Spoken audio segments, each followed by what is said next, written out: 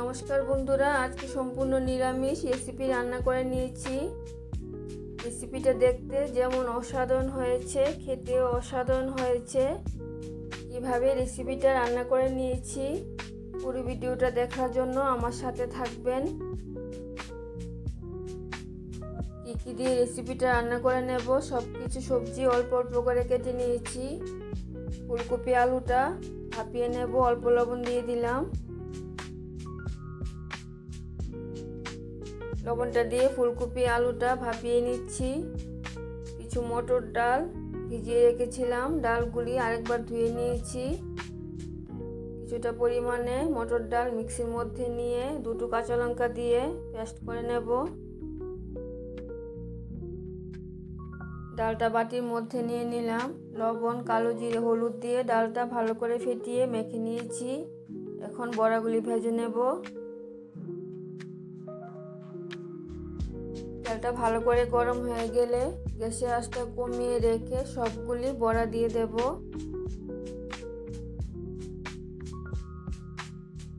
আমি এরকম সাইজে বড়াগুলি দিয়ে দিলাম। আপনারা যেরকম সাইজে বানিয়ে নিতে চান সেরকম সাইজে বানিয়ে নেবেন।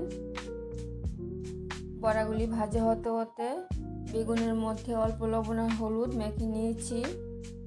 বড়া ভাজা তেলটার মধ্যে বেগুনটা ভেজে নেব। বেগুনের মধ্যে বেশি তেল ব্যবহার করলাম না, বেগুনের মধ্যে যাতে কাঁচা গন্ধ না থাকে তার জন্য বেগুনটা ভেজে নিয়েছি। কড়াইয়ের মধ্যে আরও কিছুটা সরিষার তেল দিয়ে দিলাম। তেলটা গরম হয়ে গেছে, এখন আলুটা দিয়ে দিলাম। আলুর মধ্যে হলুদটা দিয়ে দিলাম। হলুদ দিয়ে আলুটা হালকা ভেজে ফুলকপিটা দিয়ে দেব।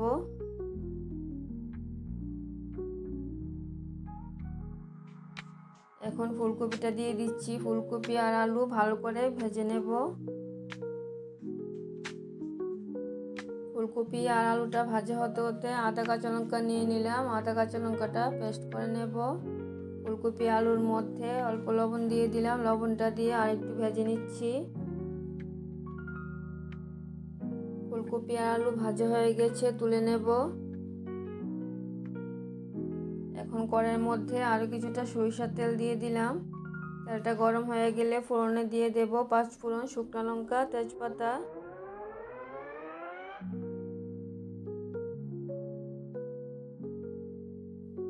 ফোড়নগুলি ভাজা হয়ে গেলে আদা কাঁচা লঙ্কার পেস্টটা দিয়ে দেব। আদা কাঁচা লঙ্কার পেস্টটা ভালো করে কষিয়ে নেব। আদা কাঁচা লঙ্কার পেস্টটা কষানো হতে হতে অল্প পরিমাণে জিরে গুঁড়ো দিয়ে দিলাম। এখন সব কিছু ভালো করে মিশিয়ে ভালো করে কষিয়ে নেব।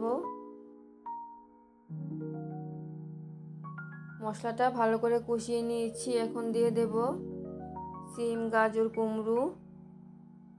হলুদটা দিয়ে দিলাম আর লবণটাও দিয়ে দিলাম।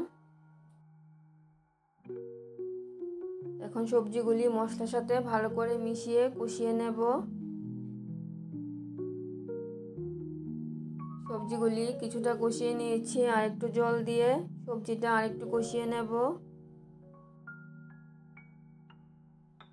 সবজিগুলি মশলার সাথে ভালো করে কষিয়ে নিয়েছি। এখন টমেটোটা দিয়ে দিলাম। টমেটোটা মশলা সবজির সাথে একটু কষিয়ে নেব। টমেটোটাও কষিয়ে নিয়েছি। এখন ভেজে রাখা ফুলকপি আর আলুটা দিয়ে দিলাম। এগুলো একটু কষিয়ে নেব। কষানো হয়ে গেলে ঝোলের জন্য একদম ফুটানো গরম জলটা দিয়ে দিলাম। এখন ঝোলের সাথে সবজিগুলি সিদ্ধ করে নেব। ঝোলের মধ্যে দুটো চেরা কাঁচা লঙ্কা দিয়ে দিলাম আর লবণটাও দিয়ে দিলাম। এখন সব কিছু ভালো করে সিদ্ধ হয়ে গেলে ভেজে রাখা ডালের বড়াগুলি দিয়ে দেব। রেসিপিটা আমি একটু ঝোল দিয়ে রান্না করে নিচ্ছি, কারণ ডালের বড়া দেব, ঝোলটা টেনে নেবে। আপনারা যদি আরও শুকনো শুকনো রান্না করে নিতে চান তাহলে রান্না করে নেবেন। বড়াগুলিও দিয়ে দিলাম।